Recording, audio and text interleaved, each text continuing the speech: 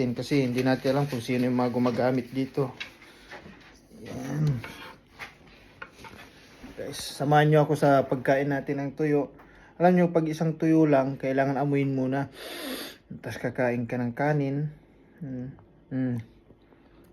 Sarap. Try nyo. Sarap siya.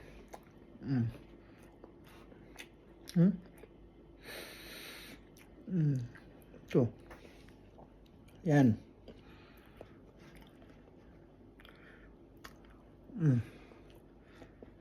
Amoyin mo lang. Pwede pa yung mamaya. Yan. Ganyan ang Pinoy. Sige, mamaya naman ulit. Kain muna. Bye-bye.